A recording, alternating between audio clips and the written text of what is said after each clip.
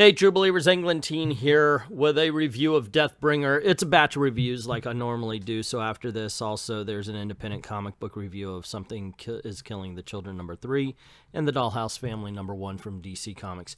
Now, this is Deathbringer. It's all about basically the Batman Who Laughs infecting Donna Troy. This is doesn't matter, in all honesty, what it's about. It really doesn't. I think this book isn't going to be reviewed by a lot of people based on what it's about. I think it's going to be reviewed based on who wrote it, and that's Zoe Quinn, the bringer of death to men. I'm trying to say things in a way that's not going to get triggered by the YouTube algorithm and bury my channel any more than it already is. The thing is I absolutely believe this is going to happen. You're going to have a lot of very biased reviews just based on that. And I understand. I absolutely understand there's anger towards that because anybody with the wrong political thinking would have been cast aside already. They would have been taken off the book. It would never have happened. And I truly believe that. I understand that you could have no way of actually knowing whether or not it would have happened, but this is what I believe. I should state at least that. Obviously, I don't know factually if this would happen. So anyway, I do promise my readers very much that I will give a clear, concise review, usually based on a visceral feeling, how I feel about the book. And I will do that with this one as well. And I understand because it was written by Zoe Quinn, we're expecting all sorts of cringe. Left, right, up, down, feminist feelings, whole 9 yards. And I'm telling you, that's not here. You're going to have to search hard to find that kind of stuff. And I know there are people who are going to look at anything. I mean, you know, just the Mandalorian thing really mentioned that the strong woman on Mandalorian shows that people are just willing to throw down and say, hey, just because she exists, it means this and that. So here's the thing. This is a bad book. It really is. You don't need the SJW cringe in order to bring this book down. It's just bad. Part of the reason it's bad is because, once again, we've got a writer who doesn't know the character. So they put their own voice in. There is nothing Donna Troy that's coming out of the mouths of Donna Troy. They are arguing as if it's two very modern day, all up and down the place. It's two modern day blue hairs. Seriously. The whole, the language, everybody speaks the same. There's no separation in characters. What gets me is there's a premise here that I think would have been really done well. There is a group of superpowered people who wanted to put together a neighborhood watch, and then there's a lot of people who think they're overstepping their bounds. Okay, well, what's the difference between Teen Titans coming together and becoming a supergroup? What's the difference between any supergroup becoming a supergroup because they've got powers? This could have been explored. You know, they weren't in costume, therefore they're not valid.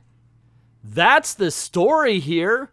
Forget about Batman Who Laughs and everything. The real story to the book would be this whole thing about superheroes versus a normal everyday neighborhood watch of people with superpowers, which it's the same freaking thing. And yet they completely miss it, so you could go on and tell this monster story that, in all honesty, just doesn't work because Zoe Quinn has no idea who the Teen Titans are. So, and my guess, judging by the way she's written it, has no interest in doing any kind of research. And look, I understand that she's not the first person to have a hard time with Donna Troy. I think they should have just kept it. She's a sister of Wonder Woman. Fine. Let her be that. Not an actual sister, but maybe somebody else from Paradise Island. That's all they need to do. Just go.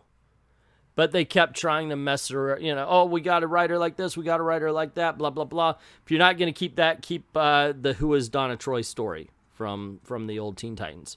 But then again, I'd say keep most of that anyway.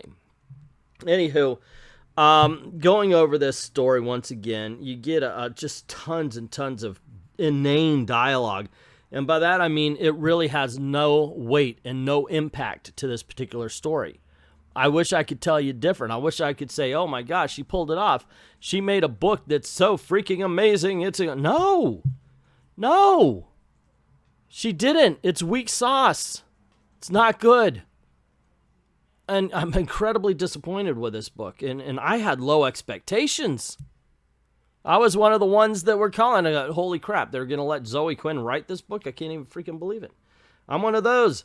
My expectations were so freaking low, and she still could not live up to them. So anyway, don't believe the hype on the cringe if you hear it, but definitely don't. This is not a good book. So not a good book. Man, what a miss. What a miss this was. Yeah, I just want to read a decent comic book written by somebody who knows the characters and respects the characters. And you're not going to get this from Zoe Quinn. She's way too busy trying to put her own voice into a comic book. She didn't even do it for political reasons in this case. She just made everybody sound like an idiot. And that's the whole truth. In order for any of this to happen, Donna Troy has to be a freaking idiot. All of a sudden, she's an ignorant tank instead of the bright young woman she used to be. That is modern day feminism for you. Something is Killing the Children, number 3. I've been reading this. I gotta say, I thought the second issue was good, but a little weaker than the first one. Mainly because it seemed like it was a lot of conversation that led nowhere. It was kind of spinning wheels, telling us what we already knew rather than giving us any new information. And I'm sorry, but I think issue number 2 is way too early for a sum up. Seriously. This one, on the other hand, and I got to tell you something, we aren't seeing the monsters do anything here again, but it's okay. This time, at least, the information is bringing us forward. It's moving the story forward, and the monsters still linger. You hear about some deaths off screen, but they're still a threat, even though you're not seeing the blood. If you're not seeing, the attacks or anything like that. This is mostly character and dialogue, but like I said, at least the story's going forward, and we get a little bit more characterization. We get a little bit more of the motivations of not only our Erica Slaughter here, or it's also the motivations of the side players, like the cop here. And I think that's a strong part of the story. It's building up a lot of people that we actually care about. Unfortunately, I'm getting a vibe on this book that it really does need to wrap stuff up. You spent 2 issues telling us about things. It's now time to show us things. And I think there should be a definitive ending to this particular story. That's what I'm getting a feeling for. And in all honesty, it should happen sooner than later. The Dollhouse Family, I got to admit, when I first read the preview of this, it interested me. And I started reading it, and I was like, oh, okay. Well, now that's kind of confusing. And that's the way the book went for a little bit. It was like, oh, okay, yeah, that's interesting. That's kind of cool. And now it's not. And now it is again. Oh, okay, wow. And then it just got cool. I'm sorry, man, but that sometimes happens. You read a book, and for a little bit, it might not grab you. But then once it does, it's like, okay, let's hold on here. We got a story. And that's the way this one happened. Now, the premise is that this little girl gets a toy dollhouse. And all of a sudden, the little people inside of the dollhouse come to life. And they're talking to her, the whole 9 yards. And they even kind of get her sucked on into the dollhouse itself, where she finds out all sorts of interesting things about them that I'm not going to spoil right here. Also, on the outside, we are getting the story that her mother is an abused wife. Her father's a very abusive person. And there's a spirit of sorts that suggests that if something is not done about all of this, the mother's going to die, and the daughter's wondering what to do about it. And that's actually where we're kind of left off in the first issue. I thought it was quite interesting. It took a little bit to get me going, but as soon as it did, I was in. I'm in for the long haul, at least for now. At least I could say I'm interested in seeing the next issue. That would be the most honest thing I can say.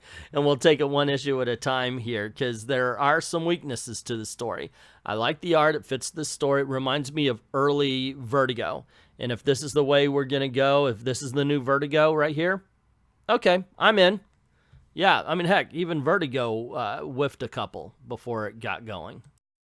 So there you go. Those are the 3 reviews: Deathbringer, Dollhouse Family, and Something's Killing the Children Part 3.